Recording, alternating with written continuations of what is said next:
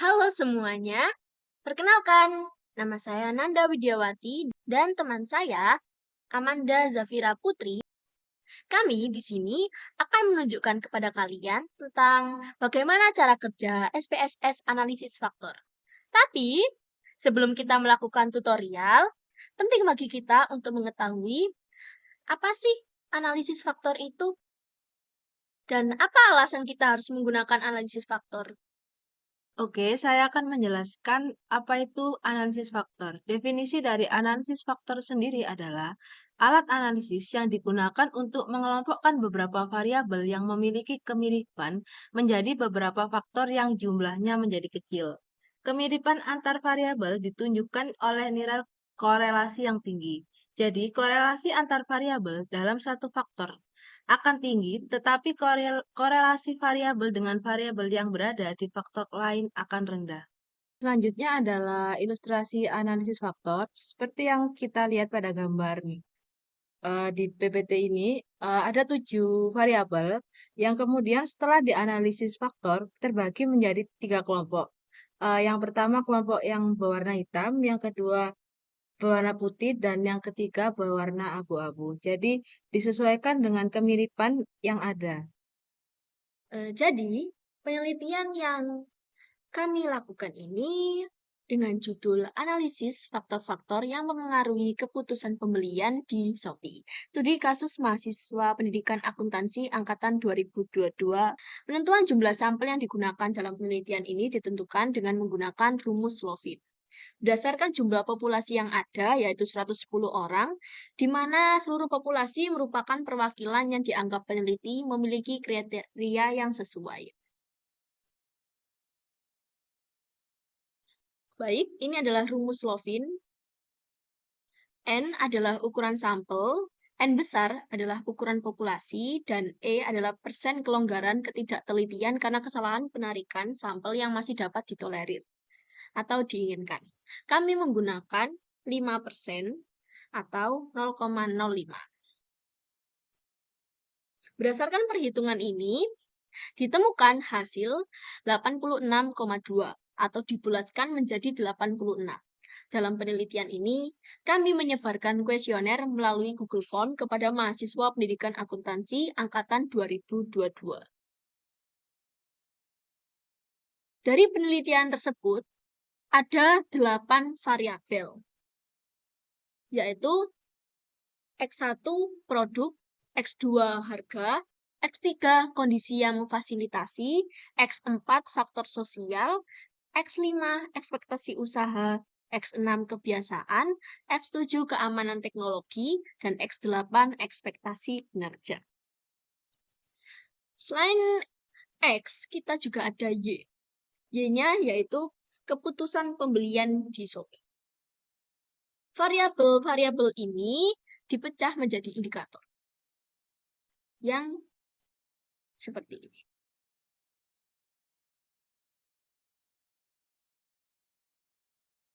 Oke, sekarang kita akan masuk kepada aplikasi SPSS. Untuk yang pertama adalah pada data view, kita memasukkan data-data responden yang sudah kita cari di awal.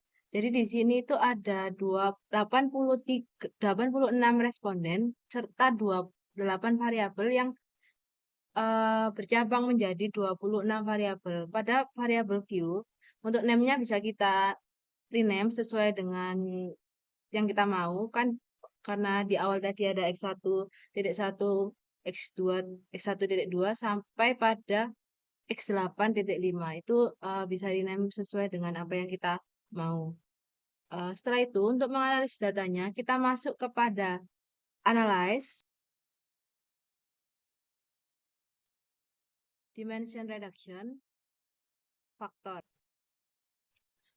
Setelah itu kita masukkan semua variabel. Jadi di sini ada totalnya 8 variabel yang bercabang menjadi 26 variabel. Setelah kita masukkan pada variabel, untuk selection variabelnya kita kosongin saja. Setelah itu deskriptif. Untuk faktor analisis deskriptif kita sendiri yang perlu kita centang adalah bagian anti-image serta KMO and Bartlett Test of Sphericity. continue. Untuk extraction sendiri, metodenya kita menggunakan principal components, continue. Rotationnya kita menggunakan Varimax, continue. Untuk skornya sendiri, untuk save aja di akhir, tapi kita nggak perlu ngelakuin sekarang karena siapa tahu nanti ada meredaksi data yang untuk mengeliminasi data-data yang nggak sesuai dengan yang diharapkan. Oke, setelah itu kita akan mendapatkan hasil dari faktor analisis yang sudah kita eh, dapat di awal. Untuk yang tabel pertama adalah tabel KMO and Bartlett test. Yang kedua anti-image matrix. Yang ketiga communalities. Yang keempat total variance explained. Yang kelima komponen matrix. Dan yang keenam rotate component matrix. Yang ketujuh komponen transformation matrix. Setelah itu step di awal yang harus kita lakukan adalah melihat data KMO Bartlett test-nya sendiri yang sudah ada pada PPT ini. Pengujian yang pertama adalah KMO and Bartlett test. Yang kita dapat dari data di awal, Kaiser-Meyer-Oakley measure of sampling adequacy adalah 874. Bartlett test of sphericity approach chi-square 1420,494. DF-nya 325 dan SIG-nya 000. Jadi nilai KMO yang kita dapat pada data kita adalah 0,874 yang lebih besar dari 0,5. Maka proses analisis faktor dapat dilanjutkan.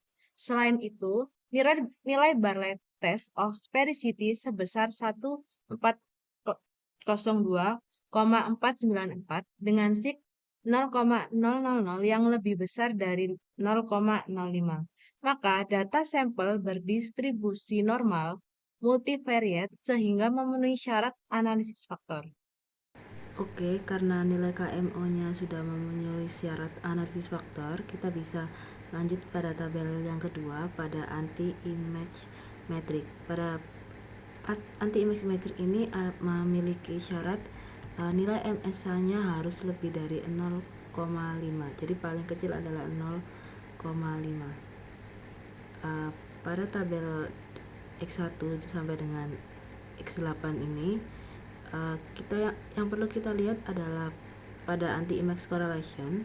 Di situ ada angka yang ada kuadrat A-nya, itu yang harus kita highlight karena kita harus cek satu persatu apakah ada data yang MSA-nya di bawah 0,5.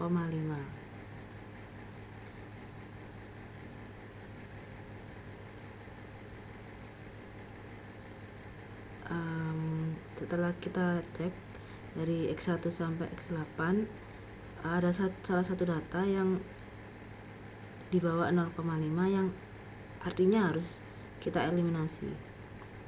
Yang dijelaskan pada PPT ini karena nilai MSA X1.1 adalah 484 di bawah dari 0,5, maka X1.1 tidak masuk dalam analisis faktor step selanjutnya.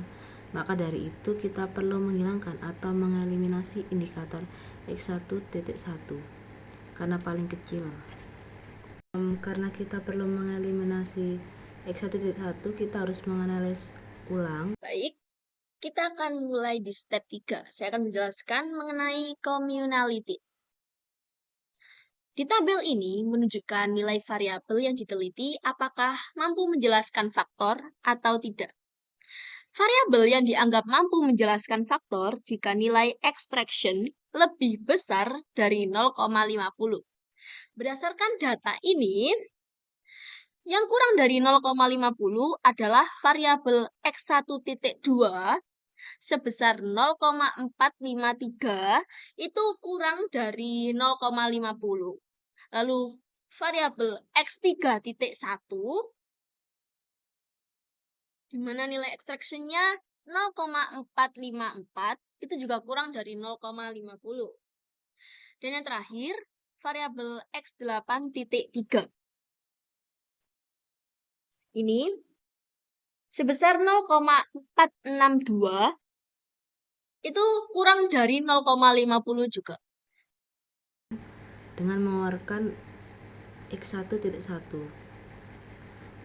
Untuk variabelnya X1.1 kita keluarkan dan mengecek deskriptif, extraction, rotation, hingga option apakah sudah sesuai dengan settingan di awal. Jika sudah, kita oke.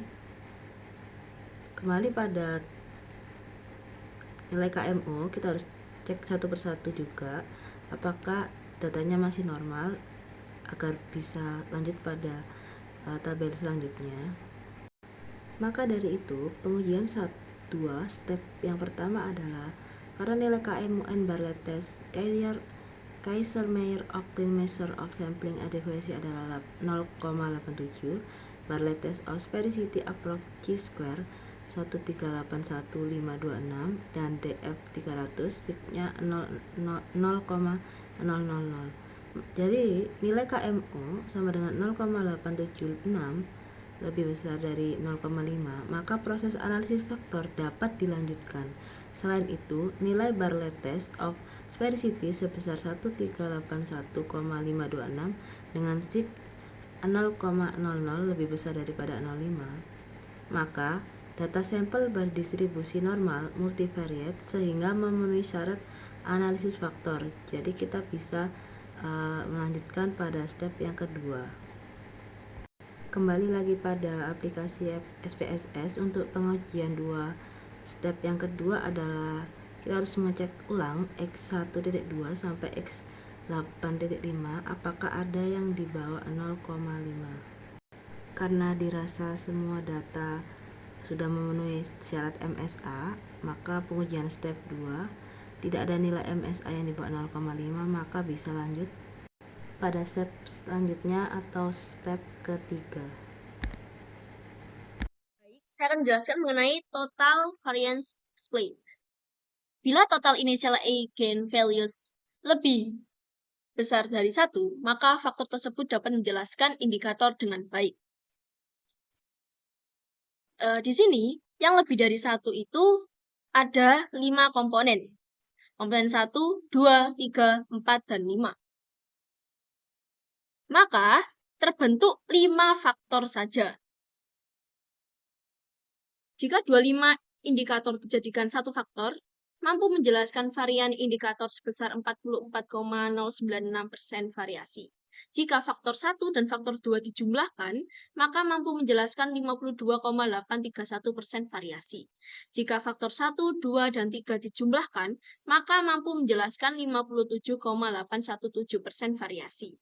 Jika faktor 1, 2, 3, dan 4 dijumlahkan, maka mampu menjelaskan 62,481% variasi.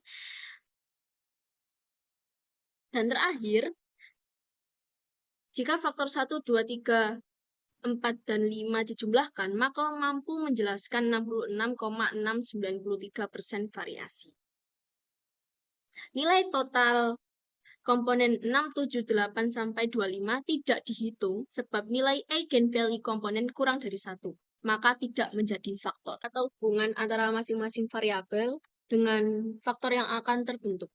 Misalnya dari output di atas terlihat pada variabel X1.2, yakni nilai korelasi variabel ini dengan faktor 1, 0,525, faktor 2, 0,344, faktor 3, 0,085, faktor 4, minus 0,73, dan faktor 5, minus 0,216. Untuk variabel yang lain, cara memaknainya sama seperti pada variabel X1.2. Di rotated component matrix, untuk memastikan suatu variabel masuk dalam kelompok faktor mana, maka dapat ditentukan dengan melihat nilai korelasi terbesar antara variabel dengan faktor atau komponen yang terbentuk. Cara membaca hasil analisis faktor model rotasi adalah di variabel X1.2, Nilai korelasi faktor 4 itu lebih besar dari faktor lainnya, yaitu sebesar 0,467. Maka variabel X1.2 termasuk kelompok 4. Cara membacanya seperti itu. Maka kesimpulannya dapat kita ambil adalah faktor 1 mencakup variabel X1.3, X4.1, X4.2, X4.3, X5.1, X5.4, X6.1, X6.2, X7.1, X8.1, X8.2, X8.3, dan X8.4. Faktor 2 mencakup variabel X2.1, X2.3, X8.5.